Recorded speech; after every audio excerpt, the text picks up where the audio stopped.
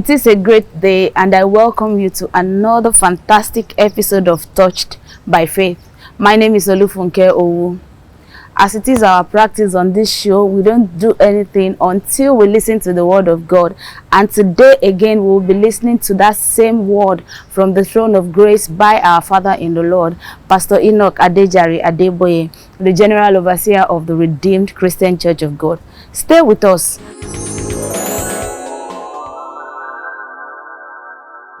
Unable to sleep? God wants to speak with you. Tune into Redeemer's Network Television.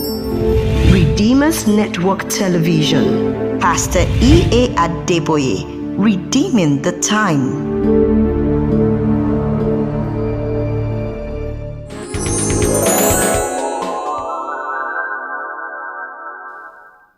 Anything you ask, he can do.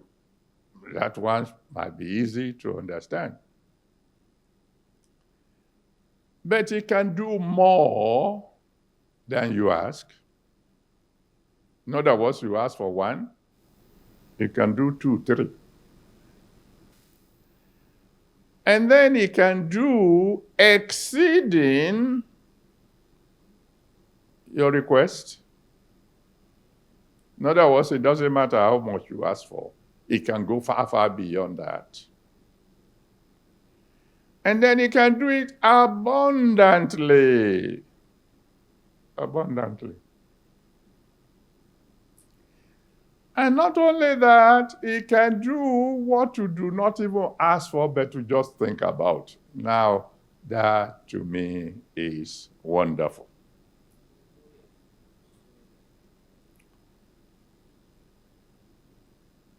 You know, in mathematics, when they say a number x,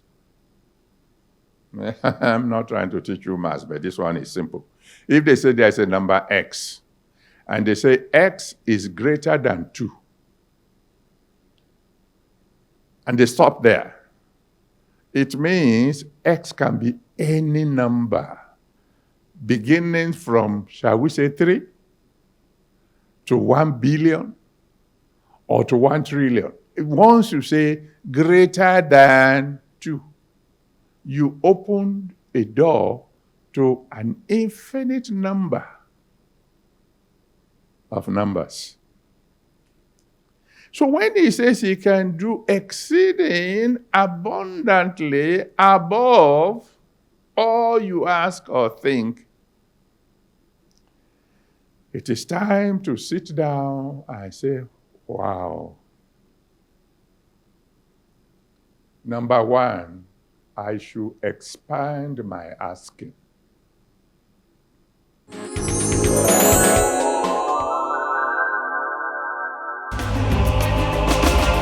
The Redeemed Christian Church of God, a global church.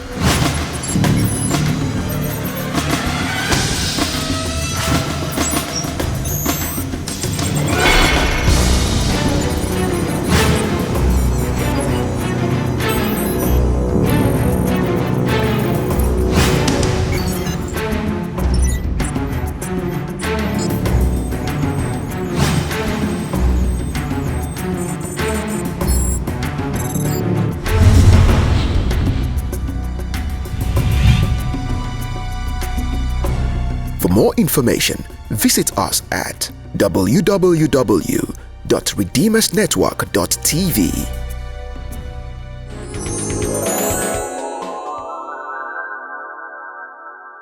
Precisely June 18, 2005, the Isaac Abimbolas got married. And as it is expected of a newly married couple, after 9 months to come for naming ceremony. But then, that did not happen. For the first year, the second year, and for good 15 years, this couple were trusting God for the fruit of the womb. But you know what? When it is God, it is good. Welcome back. I'm sure that you have been blessed by the word that you have heard. So back to what I was saying. After 15 years, Daniel came. And today, this family is so blessed, so happy for this wonderful thing that the Lord has done for them. But you know what? It's better you hear from the horse's mouth. Let's listen to the Abimbolas as they share their testimonies with us.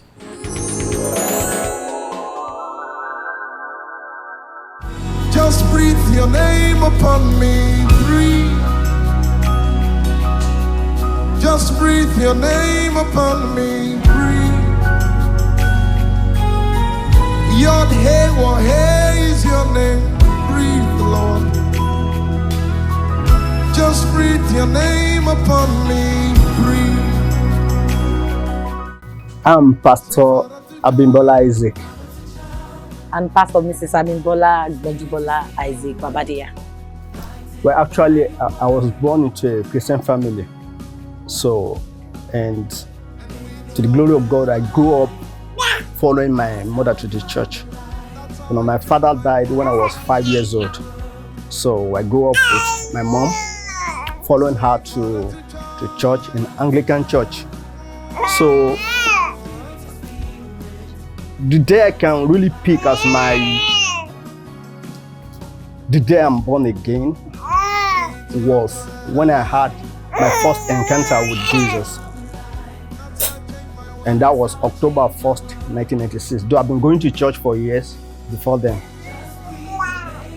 So I was in the meeting, we were praying, when suddenly I sensed a hand upon my head. And I began to speak in tongues, and that was my first experience. Actually, I got born again precisely October 2000, and that was in school. You know, like he said, being born into a Christian home doesn't make you safe. Even though we grew up with parents that will ginger you, you know, you have to be in church, this and that. But to the glory of God, that's the actual time I gave my life to Christ and became a born again Christian. I used to attend the church. You know, after a while I left my parents, I had to follow my sister. I have like 6 siblings, among which myself and my sister were only 2, the ladies.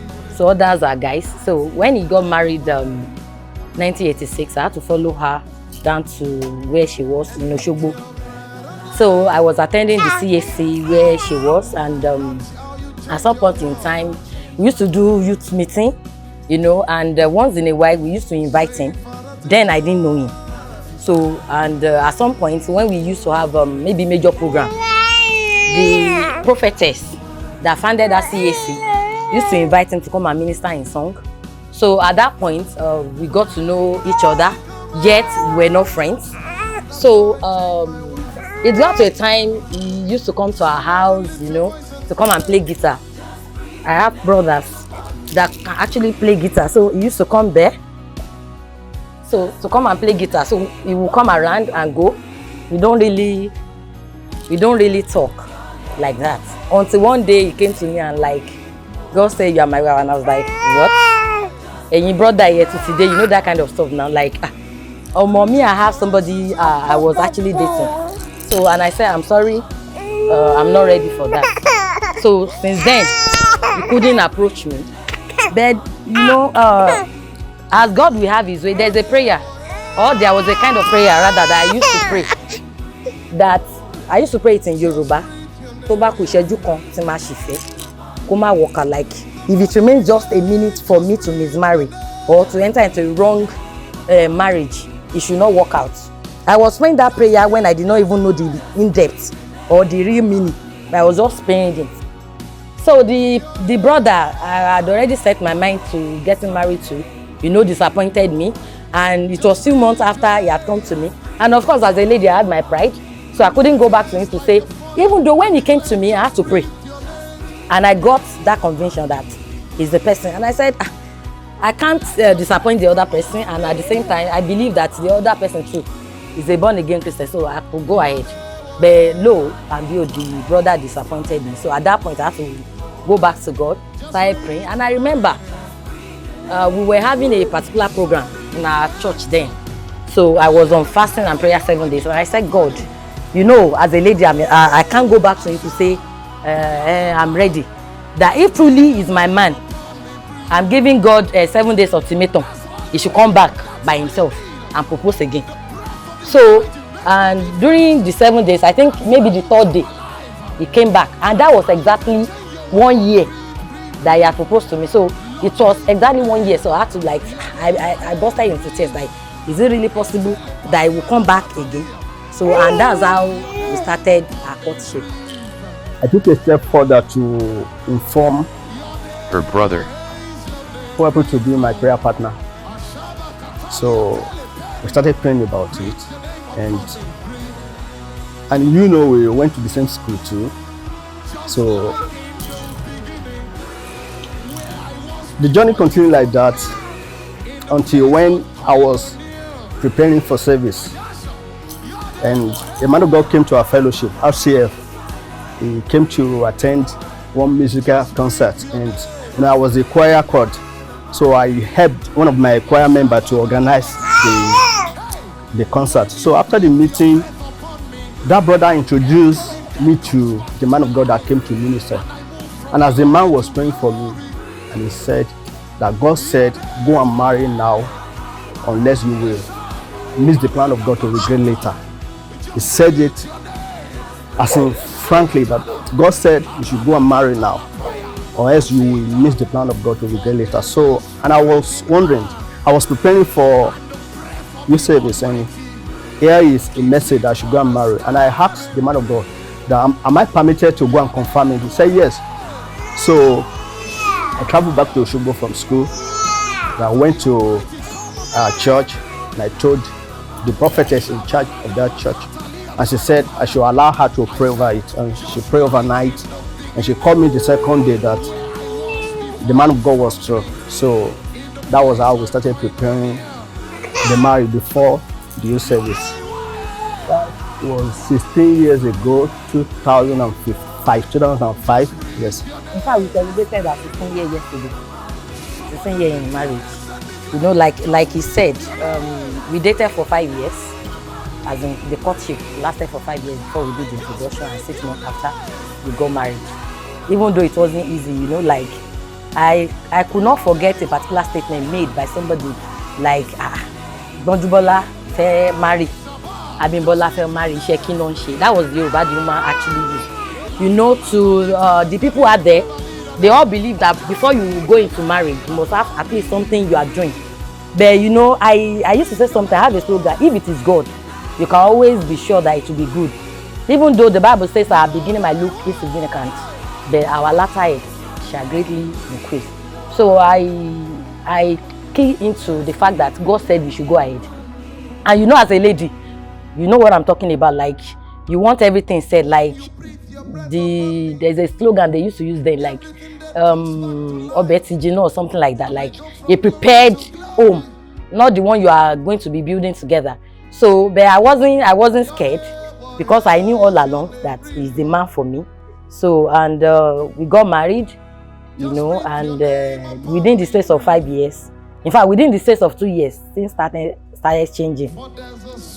Like actually, we, you know, some people wonder how we relocated to Ijoko. Then we had nothing. So, and I was looking for a place to hide. So after I married, nobody will come and visit us. So when we got to that place, I was happy that this place is far, because then we had nothing. I was preparing for youth service, and she was working in one insurance company at Lagos. Okay, that part I remember now. You know, I never knew anywhere called Ijoko anyway. So I think I came to Lagos to do my IT with Wapik Insurance in Palomo. So I wanted to stay with one sister. I was to work in UTB, Universal Trust Bank. It's now folded up. So that was what brought me to Lagos actually. But along the line, like I said, if it is God, you can be sure it will be good. So I came down, and my parents, my sister, they were like, I can't stay with my uncle because of the wife, you know, the family issue. And I said, don't worry, I'm coming. I know that God is going to make a way. So, but one thing led to another. I was disappointed again. And which is to tell you that our journey in life, even though if God orchestrated it, doesn't mean that we don't have some inches on the way. So at that point, at one wedding, I got to see one of the sisters that served under me in the fellowship. You know, I was the press coordinator, RCF Federal Polytechnic of then. So I was with Sister Tope Jamade, now in US. So we were together, and it was the father that built the house anyway. So they had a tenant. So at some point in time, I became close to the family. So it was during that space of time, through the friends of Sister Tope, I got that WAPIC insurance I mentioned earlier. The first house we lived in after our marriage was given to us free of charge. I mean, free of charge from that tenant. I've never seen such in my life. But like I said, if it is God, you can be sure it will be good. But just like what my husband said, that we needed to heal ourselves from the embarrassment of people. So I just spoke with the woman like, I think we had 20,000 naira for the rent.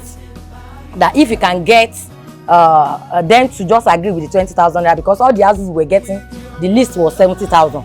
So I just spoke with the woman and she said, okay, let me talk to my husband. And the following day, she gave me an answer that Daddy said, you guys can live there free of charge. A new house, 2-bedroom flat that nobody has ever lived. And they were still tenants. So you can see the way God was planning our journey. We got married June 18. So I was still working in that insurance company because I was in MD's office. And I believe that with the MD now, you know that kind of stuff. But I was disappointed again. We were asked to go. That was immediately a month after our marriage. And because we didn't have nothing, like my husband said, we had nothing. The only thing that we brought that new house was our bed, new bed. And I remember the family friend we met around that place said they have gotten me a teaching job, and it was 4,500 with lesson, everything would be around 6,500. I'd already agreed anyway that at least we needed something to fall back on. But I remember vividly on the streets, at me we were dead in the streets then. I went to buy something. On my way coming back, I heard God saying, Bola, don't settle for less. And I was like, I heard it again, Bola, don't settle for less. So when I got home, I told my husband that God told me, Bola, don't settle for less. So I'm not taking that job. So to those people, they were like, these ones are not serious. You know, that kind of stuff. But I knew what I had, that it was God. It was the following month that Oceanic Bank called me. And I was not getting, I started with 38,000 plus then. You can imagine 6,500 to 38,000. So I want to give God praise that gave me that grace anyway. It wasn't like my pa. So I thank God. Afterward, I got that job. And within the space of 2, 3, 4, 5 years, we bought this place and built. Proud to our wedding day. I was a science student, though I later maneuvered my way into doing commerce, then into administrative line. So I never believe it's possible for a man and a woman to meet and not having issue. I've been hearing it, but I thought it's not real until it happened to me. So the first year, I was able to calm myself because, don't forget I said I got a job in defunct Oceanic Bank. And the norm is you can't get married get pregnant rather until after a year. So I used that one as a cover-up, like I wasn't really bothered. But when the second year came and nothing showed forth, I became worried. Then over years, I became more worried. And each time I see my menstruation, I would cry and cry and cry and cry. And I remember a particular point in time, I had to meet with him like, mine, what's going on? You are not even worried. Like he said, it's not that he's not worried. He knows what God told him, that it shouldn't be an issue, that we're going to give birth. I said, after how many years now? He will be calming me. And I remember a particular point in time, I asked him a question. I said, is it possible for somebody to be enjoying something? Like, okay, let me make it more clearer. Like, in one aspect of life, you are enjoying God. And in the other aspect, you are not enjoying God. Like maybe financially, you are doing well. career-wise you are doing well, but maritally in terms of fruitfulness, nothing is showing forth. And he answered me, said, it means that in those other areas that have been working for you, you have built your faith. So it means that the one that is not working for you, or those ones that have not been working, you still need to step up your faith. I'm like, how do you mean? Like, how do you mean? Are you saying that me only bad, but you know now? Are you saying that I don't have faith? He said, no, that is not what he's saying. But I should understand what he was trying to say. At that point, I became more angry. But later, I still calmed me. But in a nutshell, it took us 15 years. And he is a person that does not believe in taking drugs. You know, he believes in healing without drug. Of course, I've been practicing that also. When we got pregnant, I got married. When I started my journey with Jesus, I started believing God for healing without drug. Started believing God for walking in divine healing. So, and that was what I've been practicing. So, when we got married, you know, I carried that mentality to marriage. So, and for the first 7 years, waited on God, believing God that He will never put us to shame. We're walking in the level of light we had. There was a day we did a VG. After that VG, I had something like, it was an audible voice that woke me up. Then I just had it very loud that you cannot live by what you don't know. So then I tried to caution myself and seek for more knowledge. So that maybe there's an area of this faith principle that I did not even understand. So I tried to do more research, study more, pray more, listening to those, listening to other men of God that are preaching faith. And I discovered that it is not wrong to go for medical checkup, and that's the truth.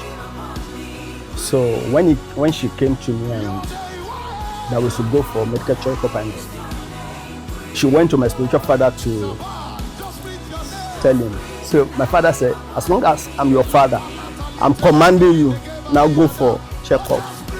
So we went for checkup, and that was the number one mess up in the process. And I remember like 7 years ago, you know, the pressure was too much. And I said, you need to go, because the first question people will ask, have you gone to the hospital? Have you done checkup? I'll just wave it, like I don't want to answer because I don't want to be explaining we have not, this and that. So it was at that point, I told him, let's see a gynae. He said, no, we are not. God will do it. And I became more angry again. So I had to call his spiritual father, our spiritual father. So I called him and I said, your son, I don't understand. I said we should see a gynae. He was telling me faith. I don't have faith. So at that point, he waded in, like he prevailed on him that we should go and see a gynae. We saw a gynae. The journey was very tough. Like, you know, I had to do series of tests. There was a particular test I did. In fact, I can't advise my enemy to do it. It was so painful. We met a woman who was one of the best in Nigeria. She studied in America, and she treated us badly. She treated us as in badly. So we eventually left and now put our trust in God. Like I said, if it is God, you can be sure it will be good. Thank you.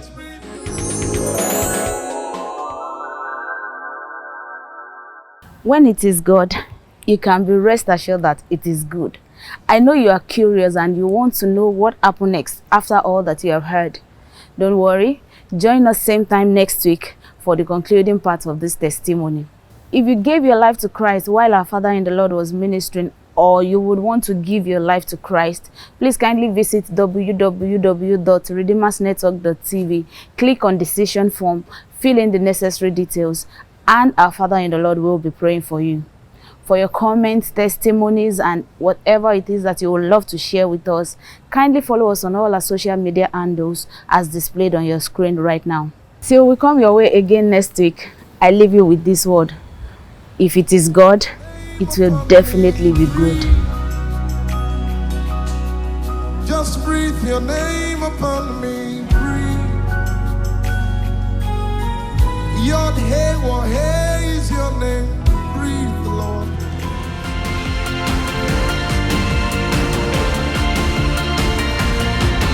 Redeemer's Network Television.